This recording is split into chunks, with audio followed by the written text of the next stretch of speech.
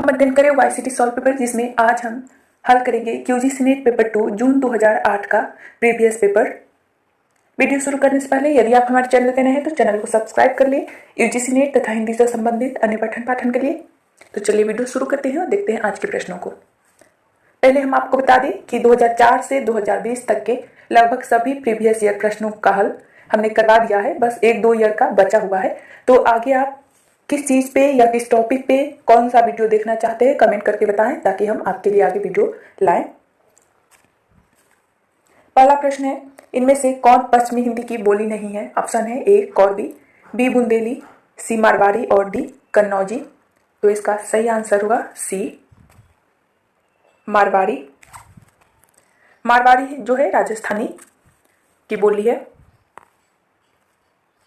अगला प्रश्न है, हिंदी साहित्य के इतिहास का प्रथम लेखक कौन है? ऑप्शन है ए जॉर्ज ग्रियर्सन, बी आचार्य रामचंद्र शुक्ल, सी शिव सिंह सेंगर और डी गारसादा तासी। तो इसका सही आंसर होगा डी गारसादा तासी। हिंदी साहित्य के इतिहास का प्रथम लेखक गारसादा तासी है। इस्तवार द लातलित्रुतोई एंदोई हिंदुस्तानी तासी का इतिहास ग्रंथ है जो फ्रेंच भाषा में लिखा गया है। इसके प्रथम भाग का प्रकाशन 1839 ईस्वी में और द्वितीय भाग का प्रकाशन 1847 ईस्वी में हुआ था तथा तृतीय भाग का प्रकाशन 1871 ईस्वी में हुआ था। शिव सिंह सरोज शिव सिंह सेंगर का पुस्तक है जो 1883 में प्रकाशित हुआ। The modern vernacular literature of Hindustan George Grierson का इतिहास ग्रंथ है जो 1888 में प्रकाशित हुआ। और हिंदी साहित्य का इतिहास रामचंद्र शुक्ल का इतिहास ग्रंथ है जिसका प्रकाशन वर्ष है 1929। आचार्य रामचंद्र शुक्ल का मूलतः नागरिक प्रचारणी सभा द्वारा प्रकाशित हिंदी शब्द सागर की भूमिका में हिंदी साहित्य का विकास के नाम से 1929 ईस्वी में प्रकाशित हुआ। अगला प्रश्न है, आदिकालीन साहित्य में वीर रस की रचनाओं में किस भाषा का प्रयोग किया गया? ऑप्शन है ए पिंगल, बी बुंदेली, सी डिंगल और डी प्राकृत। तो इसका सही आंसर होगा सी डिंगल। आदिकाल में वीर रस की रचनाओं में डिंगल भाषा या शैली का प्रयोग किया जाता था। इसमें पुरुष वर्गों का प्रयोग किया जाता था। यह दो भाषाओं के मिश्रण से बनी है, डिंगल अपभ्रंश और राजस्थानी, जबकि आदिकाल में कोमलकांत पदावली के लिए पिंगल भाषा या शैली का प्रयोग किया जाता था। यह दो भाषाओं के मिश्रण से बनी है, अपभ्रंश और ब्रज भाषा। अपभ्रंश और ब्रज भाषा मिश्रित रूप को पिंगल कहते हैं और अपभ्रंश और राजस्थानी भाषा के मिश्रित रूप को डिंगल। अगला प्रश्न है, साहित्य लहरी की विषय वस्तु क्या है? ऑप्शन है ए नायिका भेद, बी अवतार लीला, सी निर्गुण का खंडन और डी नीति। तो इसका सही आंसर होगा ए नायिका भेद। साहित्य लहरी 1550 में प्रकाशित सूरदास की रचना है। इसमें त्रिशकुट में राधा कृष्ण की लीलाओं का वर्णन है तथा अलंकारों एवं नायिका भेदों का वर्णन भी कूट पदों में किया गया है। इस ग्रंथ में सूरदास की वंश परंपरा का भी वर्णन मिलता है। सूरदास जिनका जन्म 1478 ईस्वी में हुआ, इनकी रचनाएं हैं सूरसागर, सूरसारावली और साहित्य लहरी। अगला प्रश्न है, आचार्य रामचंद्र शुक्ल ने प्रेमाख्यान काव्य परंपरा का प्रथम कवि किसे माना? ऑप्शन है ए मंजन, बी जायसी, सी मुल्ला दाऊद और डी कुतुबन। तो इसका सही आंसर होगा डी कुतुबन। प्रेमाख्यान काव्य परंपरा का प्रथम कवि उनकी रचना एवं मानने वाले विद्वान की सारणी देखते हैं। गणपति चंद्रगुप्त हंसावली को प्रथम रचना मानते हैं जो आसायत द्वारा लिखा गया है। इसका प्रकाशन वर्ष है 1370 ईस्वी। और डॉक्टर नागेंद्र भी इसी को मानते हैं। राम कुमार वर्मा चंदायन को मानते हैं जो मुल्ला दाऊद का रचना है 1379 में प्रकाशित। हजारी प्रसाद द्विवेदी सत्यवती कथा को मानते हैं जो ईश्वरदास का है 1501 ईस्वी में प्रकाशित। और रामचंद्र शुक्ल मृगावती को मानते हैं जो 1503 ईस्वी में है, कुतुबन का रचना है। अगला प्रश्न है, जे हाल मिस्की मकुन तगा फुल दुराए नैन बनाए बतिया पंक्ति किसकी है? ऑप्शन है ए अमीर खुसरो, बी मुल्ला दाऊद, सी चंद्रबरदाई और डी रसलीन। तो इसका सही आंसर होगा ए अमीर खुसरो। इसी तरह से चंद्रबरदाई का प्रसिद्ध पंक्ति है, कुटिल केस सुदेश पो पारी चिटार पक शद कमल गंध वटाशंद हंस गति चलित मंद मंद। रसलीन का है, अंग दर्पण से अमिये हलालल मद भड़े सेत श्याम रत्नार जियत मरत झुकी परत जेही चितवत एक बार। अगला प्रश्न है, प्रसिद्ध साहित्यिक पत्रिका कल्पना कहाँ से प्रकाशित होती थी? ऑप्शन है ए कोलकाता, बी त्रिवेंद्रम, सी मुंबई और डी हैदराबाद। तो इसका सही आंसर होगा डी हैदराबाद। प्रसिद्ध साहित्यिक पत्रिका कल्पना 1949 ईस्वी में हैदराबाद से प्रकाशित होती थी। यह द्विमासिक पत्रिका थी। इसका संपादन आर्येंद्र शर्मा ने किया था। अगला प्रश्न है, रावरे रूप को रीति अनूप नए नए लागत ज्यों ज्यों निहारिये किसकी पंक्ति है? ऑप्शन है ए बोधा, बी घनानंद, सी ठाकुर और डी देव, तो इसका सही आंसर होगा बी घनानंद।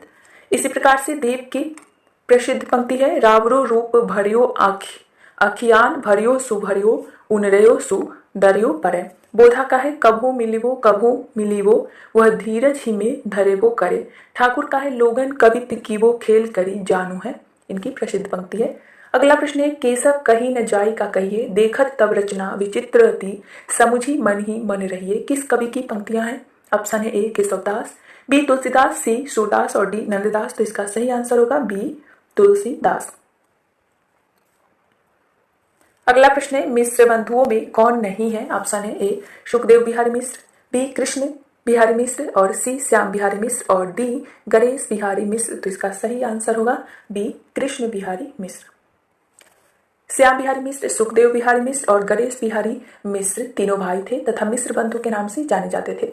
मिश्र बंधुओं में मिश्र बंधु विनोद नाम से हिंदी साहित्य का इतिहास सन 1913 ईस्वी में लिखा, जिसके 3 भाग का प्रकाशन 1913 ईस्वी में हुआ तथा चौथे भाग का प्रकाशन 1934 में। अगला प्रश्न है, निम्नलिखित में कौन सा युग्म संगत है? रस विमर्श रामचंद्र शुक्ल, रस मीमांसा राममूर्ति त्रिपाठी, रस सिद्धांत आनंद प्रकाश दीक्षित और रसज्ञ रंजन महावीर प्रसाद द्विवेदी, तो इसका सही आंसर होगा डी रसज्ञ रंजन महावीर प्रसाद द्विवेदी का है। ये सही है, बाकी सब गलत है, क्योंकि रस विमर्श जो है राममूर्ति त्रिपाठी का है, रस मीमांसा रामचंद्र शुक्ल का, रस सिद्धांत डॉक्टर नगेंद्र का और रसज्ञ रंजन जो है महावीर प्रसाद द्विवेदी का। काव्य में रस आनंद प्रकाश दीक्षित का है। अगला प्रश्न है, निम्नलिखित में कौन सा युग्म असंगत है? ए बर्वे रामायण तुलसीदास, बी बर्वे नायिका भेद रहीम, सी कृष्ण गीतावली सूरदास और डी विज्ञान गीता केशव, तो इसका सही आंसर होगा सी जो है गलत है। कृष्ण गीतावली तुलसीदास का रचना है, न कि सूरदास का। बर्वे रामायण तुलसीदास का है, बर्वे नायिका भेद रहीम का, कृष्ण गीतावली तुलसीदास का, साहित्य लहरी सूरदास का और विज्ञान गीता केशव का। अगला प्रश्न है, निम्नलिखित में कौन सा युग्म असंगत है? ए माधवी दुन्नाथ सिंह, बी द्रौपदी सुरेंद्र वर्मा, सी उत्तर प्रियदर्शी अज्ञे और डी मृदुला गर्ग एक और अजनबी, तो इसका सही आंसर होगा ए माधवी दूधनाथ सिंह।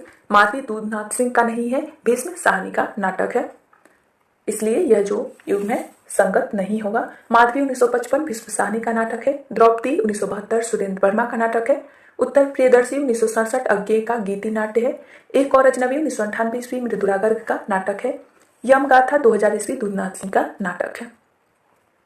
अगला प्रश्न है, इनमें से नई कहानी आंदोलन के साथ कौन कहानीकार नहीं जुड़ा था? ऑप्शन है ए मोहन राकेश, बी कमलेश्वर, सी ज्ञान रंजन और डी राजेंद्र यादव, तो इसका सही आंसर होगा सी ज्ञान रंजन। नई कहानी आंदोलन 1955 से 56 के लगभग चला। मोहन राकेश, कमलेश्वर एवं राजेंद्र यादव इनके प्रमुख उन्नायक थे, जबकि कहानी आंदोलन 1960 से 62 के आसपास चला। इसके प्रवर्तक डॉक्टर गंगा प्रसाद विमल थे। ज्ञान रंजन, दूधनाथ सिंह, रविंद्र कालिया, सुधा अरोड़ा इत्यादि इस आंदोलन के प्रमुख कहानीकार है। अगला प्रश्न है, इनमें से गंगौली गांव किस उपन्यास के केंद्र में है? ऑप्शन है ए जल टूटता हुआ, बी अलग अलग वैतरणी, सी पट्टी परिकथा और डी आधा गांव, तो इसका सही आंसर होगा डी आधा गांव। आधा गांव 1966 में प्रकाशित राही मासूम रजा का उपन्यास है, जिसमें गंगौली गांव का चित्रण है। जल टूटता हुआ 1969 में प्रकाशित रामदरस मिश्र का उपन्यास है, जिसमें पांडेपुरवा गांव का वर्णन है। अलग अलग वैतरणी 1967 में प्रकाशित शिव प्रसाद सिंह का है, जिसमें करैता गांव का वर्णन है। पट्टी परिकथा 1957 ईस्वी में प्रकाशित फणेश्वर नाथ रेड्डू का है, जिसमें परानपुर गांव का उल्लेख है। अगला प्रश्न है, कोर्ट मार्शल नाटक समाज की किस समस्या पर आधारित है? ऑप्शन है ए जातिवाद, बी नारी शोषण, सी युद्ध की समस्या और डी सांप्रदायिकता, तो इसका सही आंसर होगा ए जातिवाद। कोर्ट मार्शल 1991 ईस्वी में प्रकाशित स्वदेश दीपक का प्रसिद्ध नाटक है। इसमें वर्ग एवं जातिवाद का भयावह रूप किस तरह भारतीय फौज में भी हावी है, यह चित्रण किया गया है। अगला प्रश्न है, विजय देवनारायण शाही की कविताएं किस सप्तक में संग्रहित है? ऑप्शन है ए तीसरा सप्तक, बी चौथा सप्तक, सी तार सप्तक और डी दूसरा सप्तक, तो इसका सही आंसर होगा ए तीसरा सप्तक। तार सप्तक 1943 ईस्वी में कवियों का विवरण है। सच्चिदानंद वात्स्यायन अज्ञे 1911 ईस्वी में जन्म देवरिया, रामविलास शर्मा 1912 उन्नाव, गजानन माधव मुक्तिबोध 1917 ईस्वी ग्वालियर, प्रभाकर माचवे बलबंत जो है 1917 ईस्वी में ग्वालियर में। नेमीचंद्र जैन का जन्म 1918 ईस्वी आगरा। गिरिजा कुमार माथुर 1918 ईस्वी मध्य प्रदेश। भारत भूषण अग्रवाल 1919 ईस्वी मथुरा। दूसरा शतक के कवि हैं शमशेर बहादुर सिंह, जिनका जन्म 1911 ईस्वी देहरादून। भवानी प्रसाद मिश्र 1913 ईस्वी होशंगाबाद। शकुंत माथुर 1922 ईस्वी दिल्ली। हरिनारायण 1923 ईस्वी मध्य प्रदेश। और नरेश मेहता 1924 ईस्वी गुजरात। धर्मवीर भारती 1926 ईस्वी इलाहाबाद। रघुवीर सहाय 1929 ईस्वी लखनऊ। तीसरा शतक के कवि हैं जिनमें है प्रयाग नारायण त्रिपाठी 1919 ईस्वी रायबरेली। मदन बादशाह 1922 ईस्वी। विजय देवनारायण शाही 1924 ईस्वी काशी। सर्वेश्वर दयाल सक्सेना 1927 ईस्वी बस्ती। कुंवर नारायण 1927 ईस्वी फैजाबाद। केदारनाथ सिंह 1932 ईस्वी। कीर्ति चौधरी 1935 ईस्वी उन्नाव। चौथा शतक में संकलित कवि हैं अवधेश कुमार, राजकुमार कुंभज, स्वदेश भारती, नंदकिशोराचार्य, सुमन राजे, श्रीराम शर्मा और राजेंद्र किशोर। चारों सप्तकों के संपादक अज्ञे हैं। सप्तक 7 कवियों का संकलन होता है। अगला प्रश्न है, इनमें कौन सा उपन्यास विभाजन समस्या पर आधारित नहीं है? ऑप्शन है ए आधा गांव, बी आखिरी कलाम, सी सूखा बरगद और डी झूठा सच। तो इसका सही आंसर होगा बी आखिरी कलाम। आधा गांव 1966 में प्रकाशित राही मासूम रजा का उपन्यास है जिसमें भारत विभाजन का वर्णन है। सूखा बरगद 1986 में प्रकाशित मंजूर एहतेशाम का है जिसमें भारत विभाजन का वर्णन है। झूठा सच 1958 में प्रकाशित यशपाल का है, इसमें भी भारत विभाजन का त्रास्ती चित्रण है। आखिरी कलाम 2003 में प्रकाशित दूधनाथ सिंह का है जिसमें बाबरी मस्जिद ध्वंस की घटना पर आधारित है।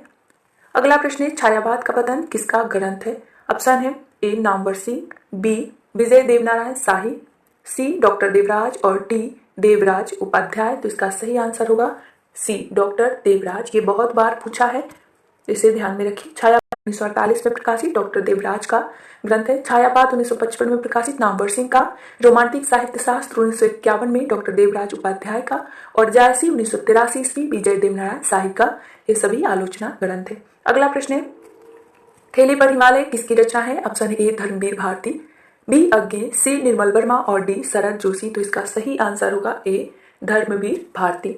धर्मवीर भारती के निबंध संग्रह है थैली पर हिमालय 1950 ईस्वी, पश्यंती 1969 ईस्वी, कहानी अनकहानी 1970, कुछ चेहरे कुछ चिंतन 1995, सत्यता 1677, मानव मूल्य और साहित्य 1960। निर्मल वर्मा के निबंध संग्रह है चीरों पर चांदनी 1964, हर बारिश में 1970, शब्द और स्मृति 1976, कला का जोखिम 1981, ढलान से उतरते हुए 1985, भारत और यूरोप प्रतिश्रुति के क्षेत्र 1991, शताब्दी के ढलते वर्षों में 1995, दूसरे शब्दों में 1997, आदि अंत और आरंभ 2001। शरद जोशी के निबंध संग्रह है यथासंभव, जीप पर सवार छलियां 1971, हम भ्रष्टन के भ्रष्ट हमारे, किसी बहाने 1971, राह किनारे बैठ 1972, तिलिस्म 1973, दूसरी सतह 1975, यत्र तत्र सर्वत्र 2000। अज्ञे की निबंध संग्रह है त्रिशंकु 1945, सब रंग और कुछ राग 1956, आत्मनेपद 1960, आलबाल 1971, भवंती 1972, लिखी कागज कोरे 1972, अंतरा 1975, अद्यतन 1977, स्रोत और सेतु 1978, युग संधियों पर 1982, केंद्र और परिधि 1984, छाया का जंगल 1984, सर्जना और संदर्भ 1985, स्मृति छंदा 1989 और संवत्सर 1978। अगला प्रश्न है, पाणिनि ने किस ग्रंथ के द्वारा भाषा को एकरूपता देने का प्रयास किया? ऑप्शन है ए महाभाष्य, बी अष्टाध्यायी, सी योग वशिष्ठ और डी बृहस्पति नीतिसार। तो इसका सही आंसर होगा बी अष्टाध्यायी। पाणिनि का भाषा या ध्वनि को एकरूपता प्रदान करने वाला ग्रंथ अष्टाध्यायी है जिसका समय है 7वीं से 8वीं शताब्दी ईसा पूर्व।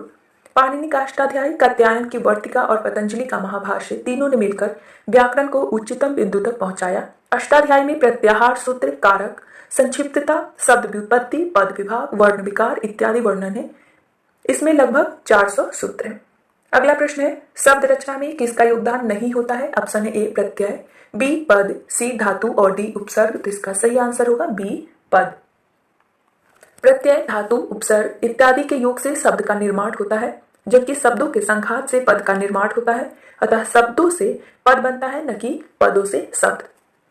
अगला प्रश्न है, निम्नलिखित में से किस शब्द में रूप साधक प्रत्यय है? ऑप्शन है ए बचपन, बी लड़के, सी मातृत्व और डी एकता। तो इसका सही आंसर होगा बी लड़के।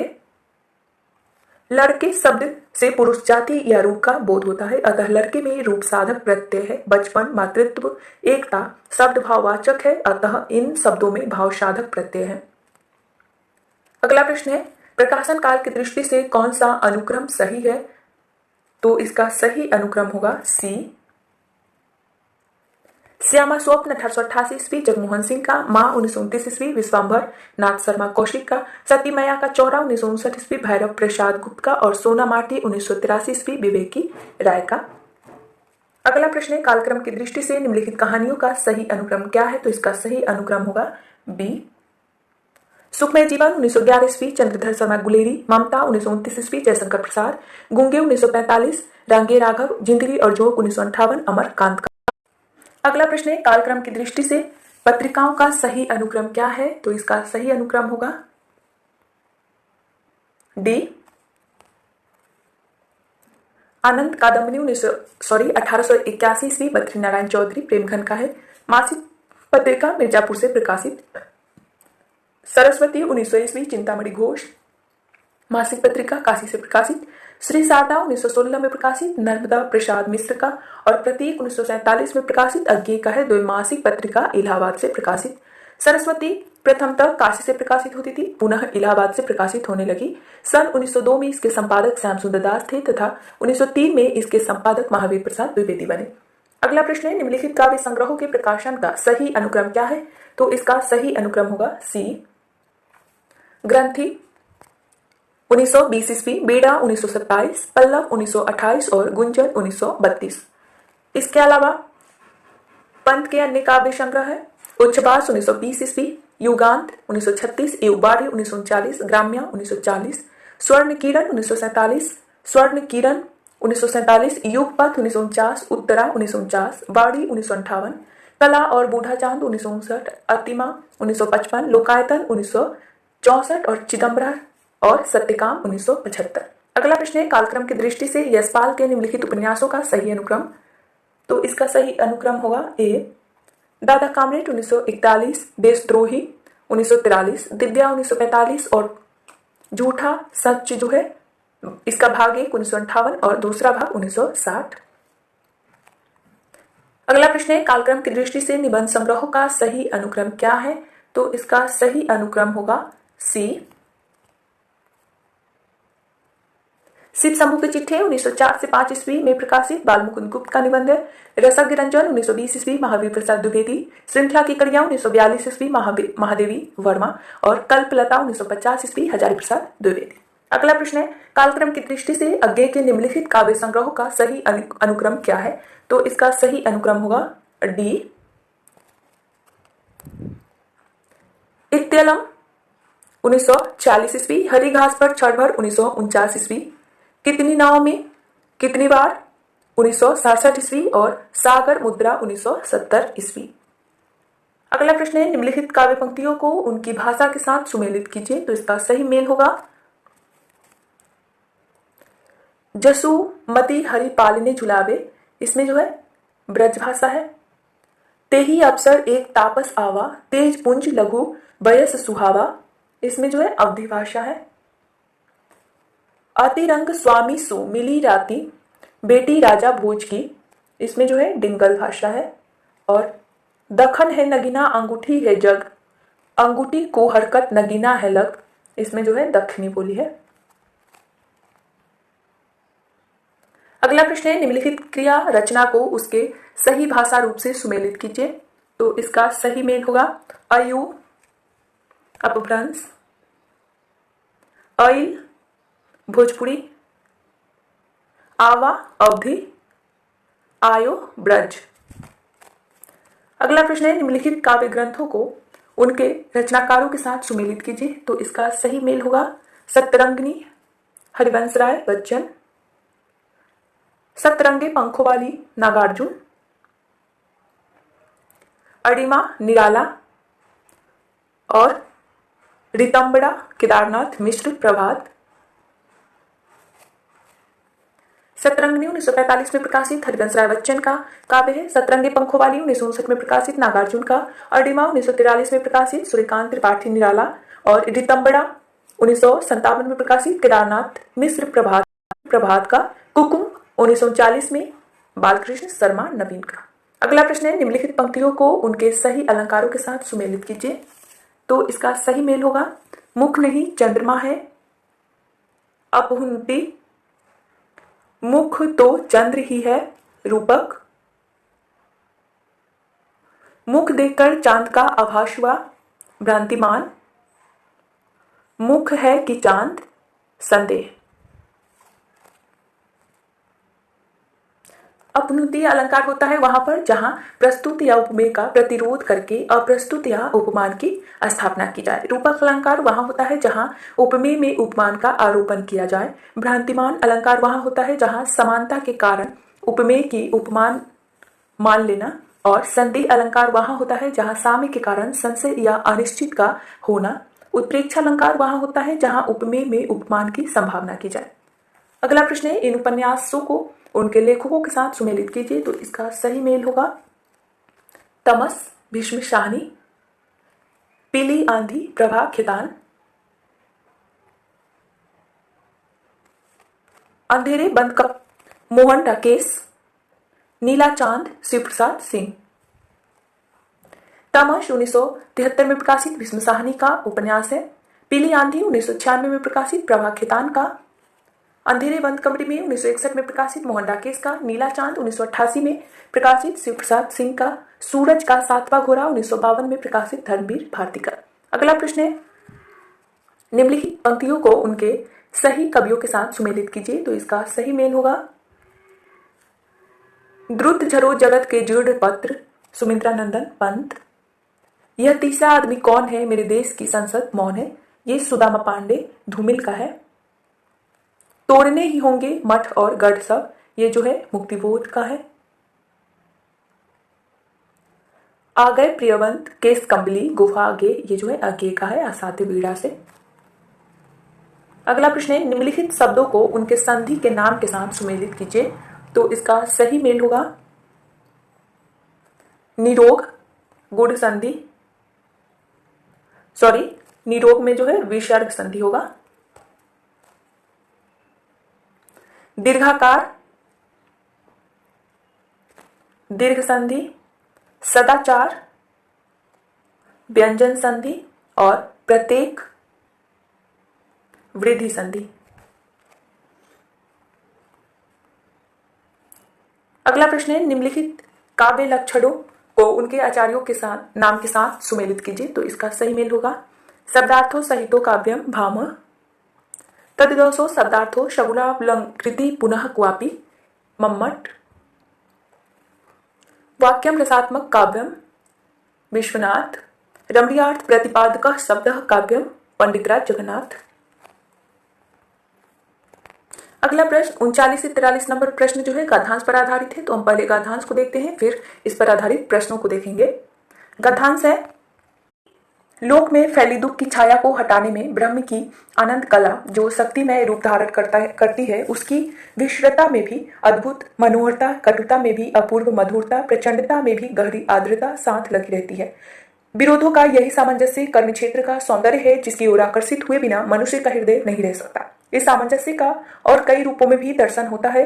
किसी कोट पतलून हैट वाले को धारा प्रवाह संस्कृत बोलते अथवा किसी पंडित वेशधारी सज्जन को अंग्रेजी में प्रगल्भ वक्रता देते सुन व्यक्तित्व का जो एक चमत्कार सा दिखाई पड़ता है, उसकी तह में भी सामंजस्य का यही सौंदर्य समझना चाहिए। विश्रता और सरसता, कोमलता और कठोरता, कटुता और मधुरता, प्रचंडता और मृदुता का सामंजस्य ही लोक धर्म का सौंदर्य का यह उद्घाटन और सौंदर्य का आवरण हटाकर होता है। धर्म और मंगल की यह ज्योति अधर्म और अमंगल की घटा को फाड़ती हुई फूटती है। इससे कवि हमारे सामने असौंदर्य, अमंगल, अत्याचार, क्लेश इत्यादि भी रखता है। रोष, हाहाकार और ध्वंस का दृश्य भी लाता है। यदि किसी ओर उन्मुख ज्वलंत रोष है तो उसके और सब ओर करुण दृष्टि फैली दिखाई पड़ती है। यदि किसी ओर ध्वंस और हाहाकार है तो और सब ओर उसका सहगामी रक्षा और कल्याण है। व्यास ने भी अपने जय काव्य में अधर्म के पराभव और धर्म की जय का सौंदर्य प्रत्यक्ष किया। इस पर आधारित प्रश्न है कर्म क्षेत्र का सौंदर्य किसमें है? तो इसका सही आंसर होगा सी, विरोधी भाव के सामंजस्य में। अगला प्रश्न है, शूटधारी के संस्कृत बोलने का क्या प्रतिक्रिया मन में उठती है? तो इसका सही आंसर होगा सी, उसका संस्कृत प्रेम मन को छू जाता है। अगला प्रश्न है, विध्वंस और अत्याचार के सहगामी भाव क्या हो सकते हैं? इसका सही आंसर होगा बी, रक्षा और मंगल का भाव। अगला प्रश्न है, आनंद कला के विकास में लेखक का क्या तात्पर्य है? तो इसका सही आंसर होगा ए, जीवन में सरसता और कोमलता पैदा करना। अगला प्रश्न है, इस गद्य अवतरण के लिए उपयुक्त शीर्षक क्या है? तो इसका सही आंसर जो होगा ए होगा, विरुद्धों के सामंजस्य का सौंदर्य। अगला प्रश्न तत्वकथन पर आधारित है। स्थापना तर्क कथन स्थापना है, जैसे वीर कर्म से पृथक वीरत्व कोई पदार्थ नहीं, वैसे ही सुंदर वस्तु से पृथक सौंदर्य कोई पदार्थ नहीं।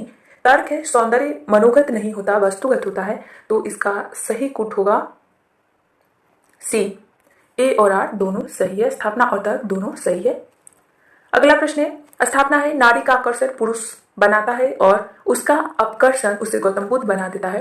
तर्क है, गौतम के वैराग्य में यशोधरा के प्रति आकर्षण नहीं बल्कि बुद्धत्व प्राप्ति के लिए उनका संकल्प कारणभूत था। तो इसका सही कूट होगा ए, स्थापना और तर्क दोनों गलत है, क्योंकि नारी का आकर्षण पुरुष को पुरुष अर्थात वीर बनाता है। गौतम के वैराग्य में यशोधरा के प्रति आकर्षण नहीं था बल्कि बुद्धत्व प्राप्ति के लिए उनका संकल्प कारणभूत था। इसका जो सही आंसर होगा, यहाँ पे ए दिया है लेकिन ए नहीं होगा, इसका सही आंसर सी होगा, स्थापना और तर्क दोनों सही है। अगला प्रश्न है, स्थापना है, भक्ति और प्रेम दोनों में समर्पण का तत्व समान है। तर्क है, भक्ति और प्रेम स्व के परित्याग से संभव है। तो इसका सही कूट होगा डी, स्थापना और तर्क दोनों सही है। भक्ति और प्रेम दोनों उभय अंगी होते हैं, इनमें एक अंग भावना और प्रेमी है तो दूसरा अंग भक्त और प्रेमिका। प्रेमिका और भक्त, प्रेमी और भावना के सम्मुख समर्पण स्व के त्याग के बिना संभव नहीं होता। अगला प्रश्न है, स्थापना है, रहीमन पानी राखिए बिन पानी सब सून, पानी गए न उबरे मोती मानुष चून। तर्क है, धन बल और सत्ता के आगे पानीदार मनुष्य भी असमर्थ और निरही है। तो इसका सही कूट होगा ए, स्थापना सही और तर्क गलत है, क्योंकि स्थापना रहीम दास की प्रसिद्ध पंक्ति है किंतु स्थापना एवं तर्क में कोई भी अंतर संबंध नहीं है। अगला प्रश्न है, स्थापना है, काव्य में भाव पक्ष और कला पक्ष दोनों असंपृक्त है। तर्क है, रचना में भाषा और संवेदना परस्पर आश्रित है। तो इसका सही कूट होगा बी, स्थापना और तर्क दोनों सही है, क्योंकि काव्य में भाव पक्ष यानी अनुभूति पक्ष तथा कला पक्ष यानी अभिव्यक्ति पक्ष होते हैं। भाव पक्ष काव्य के अंतरंग तत्वों एवं कला पक्ष काव्य के बहिरंग तत्वों में संदर्भित होता है। इस प्रकार ये दोनों एक दूसरे से असंपृक्त यानी पृथक है। रचना में संवेदना के अनुकूल ही भाषा का प्रयोग किया जाता है, इसलिए दोनों अन्योन्याश्रित है। अगला प्रश्न है, स्थापना है, प्रेम गली अति सांकरी तामे द्वय न समाये। तर्क है, प्रेम मनुष्य को सीमित कर देता है। तो इसका सही कूट होगा ए, स्थापना और तर्क दोनों सही है।